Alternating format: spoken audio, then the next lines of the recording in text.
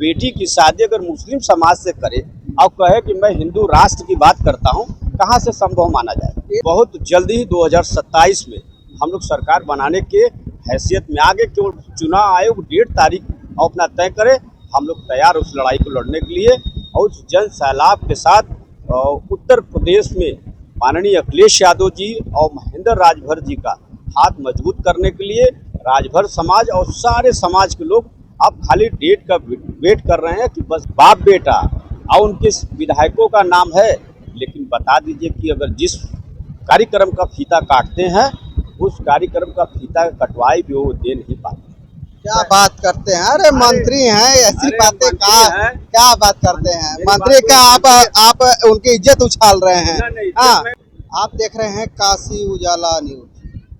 आज सुहेलदेव स्वाभिमान पार्टी के प्रदेश प्रवक्ता मिंटू राजभर जी हैं और हम उन्हीं से बात करने जा रहे हैं कि कल आरक्षण दिवस के रूप में मनाया गया, उस पर क्या कहना चाहते हैं। बहुत बहुत धन्यवाद हमारे चैनल पे आए, आपका स्वागत है हमारे चैनल पे। धन्यवाद दिनेश जी।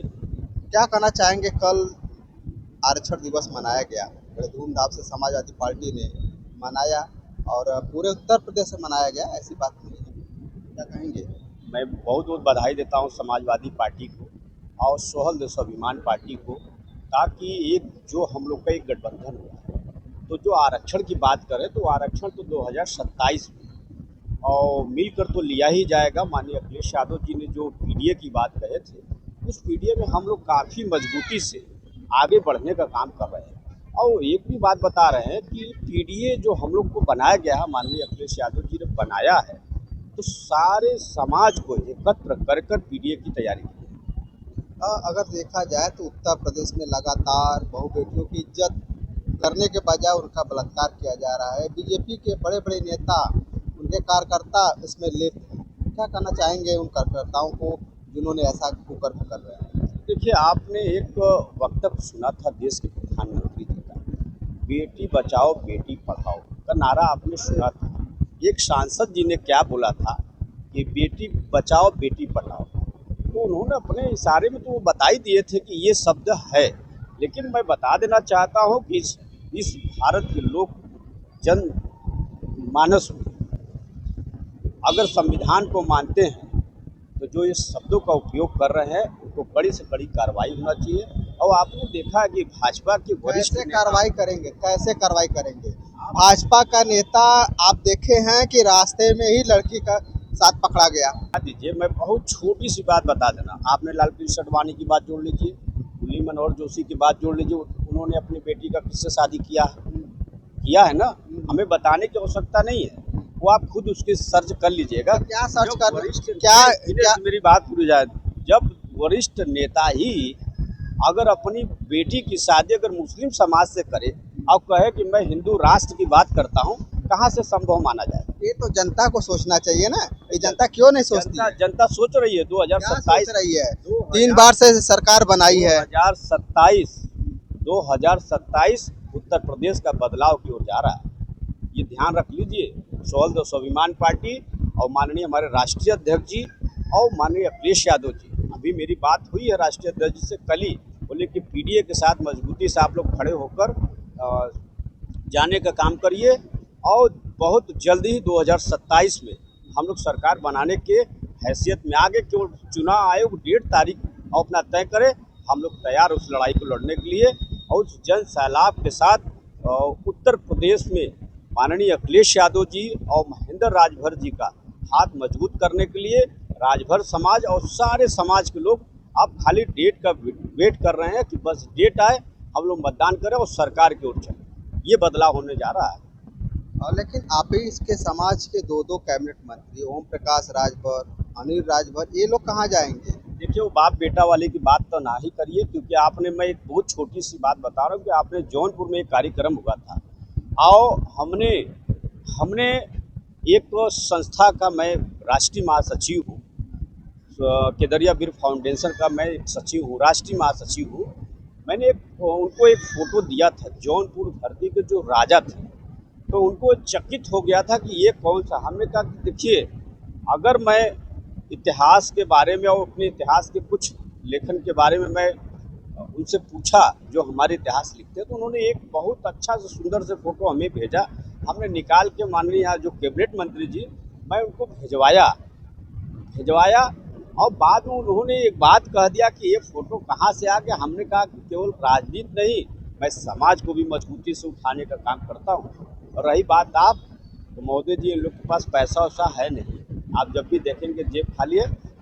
उस कार्यक्रम को करते हो, उस कार्यक्रम में आप नेम प्लेट पर पढ़ लीजिएगा बाप बेटा और उनके विधायकों का नाम है, लेकिन बता दीजिए कि अगर जिस कार्यक्रम का फीता काटते हैं, उस कार्यक्रम का फीता कटवाई भी वो दे नहीं पाते।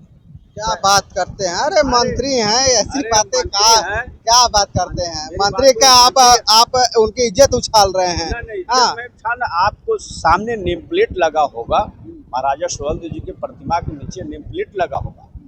उस नेम प्लेट के नीचे राशि होती है ना उद्घाटन में, लेकिन नहीं है। हम क्या मान लें? क्या आपके आपके नजर में ओम प्रकाश राजभर भिखारी समझ में आ रहे हैं? ये भिखारी हम तो नहीं कह सकते, लेकिन राजभर नहीं, समाज आपका मतलब है यही है कि भाई अगर कोई फीता कटवाने के लिए बुलाता है, अगर पैसा न दे तो क्या भिखारी है? भैया कर्जेदार बना दीजिए उस क्षेत्र के जो लोग ने कार्यक्रम किया, इन चंदा उतारे, फिर उसी समाज को कहें कि यार आपने मूर्ति बनवा दिया, आपने जमीन दान दिलवा दिया, लेकिन खर्चा तो नहीं दे पाए। तो कहीं ना कहीं ऐसा लगता नहीं है।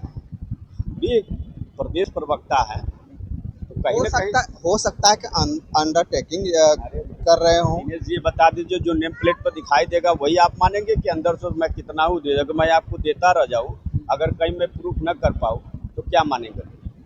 बस ये हवाई ये दोनों कैबिनेट मंत्री को कभी उम्मीद मत करिएगा कि आपका विकास हो सकता है, ये कभी मत सोचिएगा।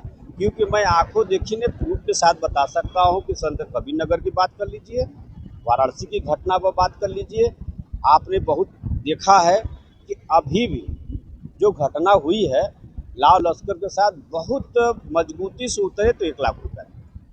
आज बता दीजिए उस परिवार को जो दिए कि नहीं दिए? देखिए, बड़ा दबाव के बाद 1 लाख रुपया आया है। कहा गया कि ठग से पैसा लेना बड़ी कलाकारी है। आपकी नजर में ओम प्रकाश जी ठग हैं क्या? सुनिए, वो पैसा कैसे दिया गया है। सीपुर विधानसभा में उन्होंने चुनाव लड़ा, जब हारे, एहसास हुआ कि राजभर समाज हमसे कट रहा है, तब जाकर उन्होंने 1 लाख रुपया उस पीड़िता को दिए। वो अपनी राजनीति भी करके दिए। आदित्य राजभर ने गए, उन्होंने कहा कि मदद किए, लेकिन आज तक मैं आदित्य राजभर का मैं बहुत बहुत बेटे का धन्यवाद करता हूँ। जाता है, लेकिन अभी तक किसी को भी जो भी दिया हो सार्वजनिक नहीं करता। ऐसे नेताओं को आगे आना चाहिए, ऐसे नहीं आना चाहिए अपने स्वार्थ में 1 लाख रुपया देना चाहिए। लगातार उत्तर प्रदेश में बलात्कार हो रहा है, हरियाणा पंजाब में भी बलात्कार हुआ है। उसकी पूरी ग्राफ आपको स्क्रीन पे दिखाई देगी। और आपको हम बताते चलें कि जिस तरह से भाजपा सरकार में बलात्कारियों की संख्या बढ़ी है, लगता है कि आगामी चुनाव में खेल कर पाएगी। देखिए, ये कुछ भी करे, बाद में बोलेंगे जय श्री राम, सारे सवाल खत्म हो जाते हैं। ये बलात्कार करे, स्कूल बंद करे, महंगाई करे, जीएसटी बढ़ाएं, और फिर बोलेंगे जय श्री राम, सारी समस्याएं दूर हो जाती हैं। तो समस्या में ये चीज़ है। आप देख रहे हैं प्राइमरी बंद होने के करारे, किसके बच्चे जाते हैं प्राइमरी में? अगर योगी हमारे अगर गरीब के सुनिए बच्चे जाते हैं। सुनिए सुनिए अगर योगी सरकार 5000 विद्यालयों को बंद कर रही है, तो दूसरे विद्यालय में शिफ्ट भी तो कर रही है। हाँ है आप। ऐसा है ना, एक गरीब के बच्चे को फटे सेट, यानी आप देखें ना, जेबा फटा हुआ प्राइमरी स्कूल के बच्चे को, वो तो सिलवाने के लिए उस परिवार को पैसा नहीं है। एसी बस में हमारे बच्चे जाके और 10,000 की किताब कहेंगे तो अगले दिन मकान बिचेगा, दूसरे दिन जो कंट्रोल से राशन आएगा वो बिकेगा, तीसरे दिन वो खुद ही बिक जाएंगे। आप दिनेश जी, एक गरीब के घर में जाकर चावल तो होता है और आटा तो होता है, लेकिन उसके बाद खाने की व्यवस्थाएं नहीं होती। तो प्राइमरी की ओर आते हैं तो एक बच्चे को एक दो चीज़ का फ़ायदा होता है। एक तो पहली बात, तो प्राइमरी का बच्चा कभी एसडीएम और अधिकारी नहीं बनता है। दूसरी बात कि कभी न बनने का इच्छा रखता है, इसलिए कि वो जो भी बच्चे हैं, अगर किसी भी, मैं इतिहास के बता दे रहा हूँ कि किसी भी बच्चे जो प्राइमरी में पढ़कर अगर एमबीबीएस किया हो, डॉक्टर बना हो, इंजीनियर बना हो, तो हमें वो आप दिखा दीजिए, मैं मान लूँगा। कांवड़ यात्रा, सावन का महीना है तो कांवड़ यात्रा निकल रहा है और देखा जा रहा है कि जो जो कांवड़ यात्रा में लड़कियां हो चाहे लड़के हों, गांजा भांग धतूरा का बड़ा चलन में आ गया, ऐसा क्यों? मैंने आपको बता दिया ना कि सारे कर्म करिए और जय श्री राम बोलिए, सारे समस्या दूर हो जाएगी। जितना भी कर्म गंदा करिए, श्री राम बोलिए, सारे खत्म हो जाएंगे। ठीक है। अभी बात हो रही थी मिंटू राजभर जी से, आप इनके बातों से कितना सहमत हैं हमें कमेंट बॉक्स में बताइएगा और ज़्यादा से ज़्यादा इस वीडियो को शेयर कीजिए और सब्सक्राइब कीजिए। फिर मिलते हैं नए वीडियो के साथ, तब तक के लिए नमस्कार।